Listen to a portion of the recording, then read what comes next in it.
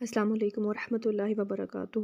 Dear students, میں امید کرتی ہوں کہ آپ سب خیریت سے ہوں گے۔ آج ہم سٹارٹ کریں گے سورۃ الفتح، ٹھیک ہے۔ اس کا تعارف ہے۔ سورۃ الفتح قرآن مجید کی 48ویں سورت ہے۔ یہ 26ویں پارے میں ہے۔ اس سورت مبارکہ میں 29 آیات اور 4 رکوع ہیں۔ سورہ الفتح کا نام اس کی پہلی آیت اے نبی صلی اللہ علیہ وآلہ وسلم، بے شک ہم نے آپ کو کھلی فتح عطا کی میں مذکور لفظ فتحن کی نسبت سے ہے، ٹھیک ہے۔ یہ جو فتحن لکھا ہوا ہے اس کی نسبت سے ہے۔ یہ سورہ مبارکہ صلح حدیبیہ سے واپسی پر نازل ہوئی، جب نبی کریم صلی اللہ علیہ وآلہ وسلم صحابہ کرام کے ساتھ مدینہ منورہ واپس تشریف لا رہے تھے۔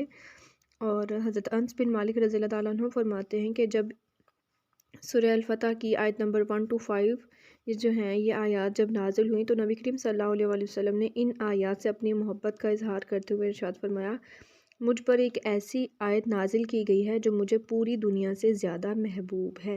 صحیح مسلم میں ہے اور یہ حدیث کا نمبر ہے جس حدیث میں روایت کیا گیا ہے۔ حضرت عمر فاروق رضی اللہ تعالیٰ عنہ فرماتے ہیں، مجھے نبی کریم صلی اللہ علیہ وآلہ وسلم نے بلایا اور فرمایا، اے ابن خطاب، آج رات مجھ پر ایک ایسی سورت نازل ہوئی ہے جو مجھے ان تمام چیزوں سے زیادہ محبوب ہے جن پر سورج نکلتا ہے، اور وہ سورت یہ ہے، یعنی سورہ الفتح ہے، ٹھیک ہے۔ اب ہے اس کے بعد تعارف کے بعد اب اس کا مرکزی موضوع ہے۔ اس صورت میں صحابہ کرام رضوان اللہ علیہم اجمعین کے اوصاف بیان کرتے ہوئے ان کی عظمت اور منافقین کی مذمت بیان کی گئی ہے۔ بنیادی مضامین اب ہم سٹارٹ کرتے ہیں اس کے۔ سورہ الفتح کی ابتدا میں اللہ تعالیٰ نے فتح مبین کا ذکر فرمایا ہے۔ اب فتح مبین کیا ہے؟ فتح مبین سے مراد صلح حدیبیہ ہے۔ ہجرت کے 6 سال مسلمان عمرہ کی نیت سے مکہ مکرمہ کی طرف روانہ ہوئے تھے، مگر مشرکین مکہ کی ضد کی وجہ سے مسلمانوں کو مقام حدیبیہ پر رکنا پڑا۔ چونکہ اس سے پہلے 3 جنگیں ہو چکی تھی، غزوہ بدر بھی ہو چکی تھی، غزوہ احد بھی ہو چکا تھا، اور پھر غزوہ خندق، مطلب 3 جنگیں ہو گئی تھیں مسلمانوں کے درمیان میں اور کفار مکہ کے درمیان میں، ٹھیک ہے۔ تو وہ 3 جنگیں ہونے کے بعد جب ہجرت کے 6 سال مسلمان جو ہیں ادھر مدینہ سے مکہ کی طرف گئے ہیں عمرہ کی نیت سے، تو مشرکین مکہ جو تھے انہوں نے ضد کی وجہ سے انہیں عمرہ نہیں کرنے دیا، مگر مشرکین مکہ کی ضد کی وجہ سے مسلمانوں کو مقام حدیبیہ پر رکنا پڑا اور عمرہ ادا نہ کر سکے۔ اس مقام پر مسلمانوں اور مشرکین مکہ کے درمیان میں ایک معاہدہ طے پایا۔ اس معاہدے کی صورت میں ہونے والی صلح کو صلح حدیبیہ کے نام سے موسوم کیا جاتا ہے۔ حضرت برا رضی اللہ تعالیٰ عنہ فرماتے ہیں کہ تم لوگ اِنَّا فَتَحْنَا لَكَ فَتْحًا مُبِينًا، یعنی سورہ الفتح کی جو آیت نمبر 1 ہے میں فتح سے مراد مکہ کی فتح لیتے ہو، جبکہ ہم حقیقی فتح یعنی حدیبیہ کے دن بیت رضوان کو سمجھتے ہیں۔ بیت رضوان یہ تھی کہ جب وہاں پر مقام حدیبیہ پر انہیں روک دیا گیا تھا نا مسلمانوں کو، تو کفار کے بھی سفیر آئے تھے اور آپ صلی اللہ علیہ وآلہ وسلم نے کہا کہ ہمارے اندر سے بھی کوئی ایک ایسا بندہ نمائندہ بن کر ہماری بات وہاں تک پہنچائی جائے۔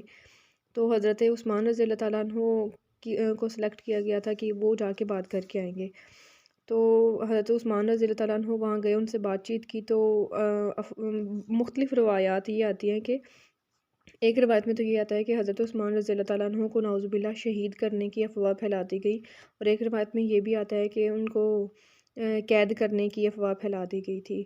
تو اس سلسلے میں پھر جب یہ انہیں افواہ پھیلا دی گئی تھی تو اللہ تعالیٰ کے جو نبی ہیں محمد صلی اللہ علیہ وآلہ وسلم، انہوں نے صحابہ کرام کے ساتھ تقریباً 1500 صحابہ کرام تھے عمرہ کی نیت سے جو گئے تھے، تو ان سب نے ایک درخت کے نیچے بیٹھ کے بیعت کی تھی کہ ہم بدلہ لیں گے۔ اس بیعت کو بیعت رضوان کہا جاتا ہے، ٹھیک ہے۔ صلح حدیبیہ سے واپسی پر نبی کریم صلی اللہ علیہ وآلہ وسلم اور صحابہ کرام کے دل عمرہ ادا نہ کر پانے کی وجہ سے رنجیدہ اور غمزدہ تھے۔ سورہ الفتح میں اللہ تعالیٰ نے نبی کریم صلی اللہ علیہ وسلم کے غمزدہ دل کو تسلی دیتے ہوئے اس معاہدے کو فتح مبین قرار دیا۔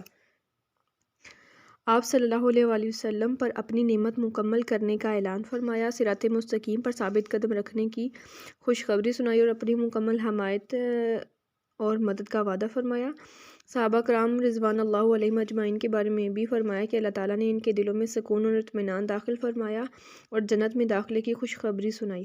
منافقین سے نفرت کا اظہار کرتے ہوئے فرمایا کہ ان کے لیے اللہ تعالیٰ کا غضب اور دوزخ کی آگ ہے۔ سورۃ الفتح میں نبی کریم صلی اللہ علیہ وآلہ وسلم کی صفات بیان کی گئی ہیں کہ اللہ تعالیٰ نے آپ صلی اللہ علیہ وآلہ وسلم کو شاہدن یعنی گواہی دینے والا، مبشرن یعنی خوشخبری سنانے والا، نذیرن یعنی ڈرانے والا، ڈر سنانے والا بنا کر بھیجا۔ مسلمانوں کو نصیحت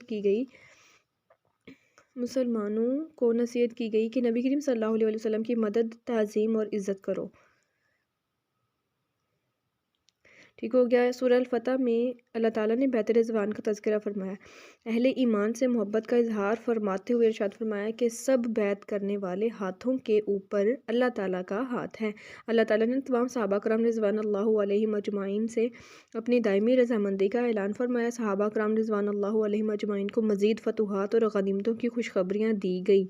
مزید فرمایا گیا کہ اللہ تعالیٰ ضرور تمہیں اس حرمت والے گھر میں داخل فرمائے گا، یعنی مکہ مکرمہ میں۔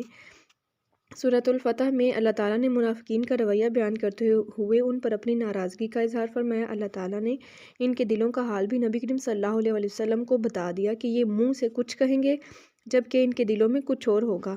پھر جب آپ صلی اللہ علیہ وآلہ وسلم خیبر کی طرف جائیں گے تو یہ منافقین جہاد پر ساتھ جانے کی اجازت لیں گے، چنانچہ آپ صلی اللہ علیہ وآلہ وسلم انہیں اپنے ساتھ جانے سے روک دیں۔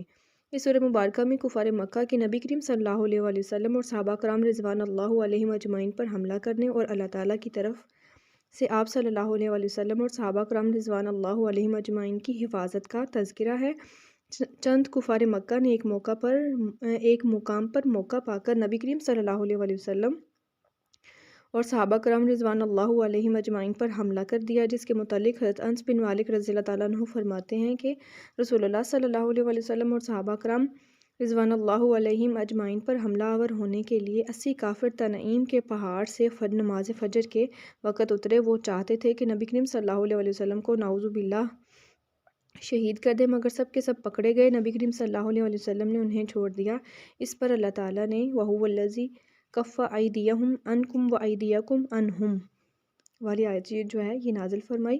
سورہ الفتح کے آخر میں اللہ تعالیٰ نے صحابہ کرام رضوان اللہ علیہم اجمعین کی صفات اور کردار کی خوبیاں بیان کرتے ہوئے ارشاد فرمایا کہ یہ کافروں کے لیے سخت ہیں، آپس میں مہربان ہیں، رکوع اور سجدے کرنے والے ہیں، ہر معاملے میں اللہ تعالیٰ کی رضا کے طالب رہتے ہیں، ان کی پیشانیوں پر کثرت سے سجدے کرنے کی وجہ سے نشان ہیں، ان کے یہ تعریفیں تورات مقدس اور انجیل مقدس میں بھی بیان کی گئی ہیں۔ ٹھیک ہو گیا؟ یہاں تک ہمارے بنیادی مضامین کے جتنے سارے پوائنٹس تھے یہ سارے ڈسکس ہو گئے ہیں۔ اچھے سے یاد کریے گا کیونکہ یہ بہت امپورٹنٹ ہے۔ اللہ تعالیٰ آپ کو کامیابیاں عطا فرمائے، آمین یا رب العالمین۔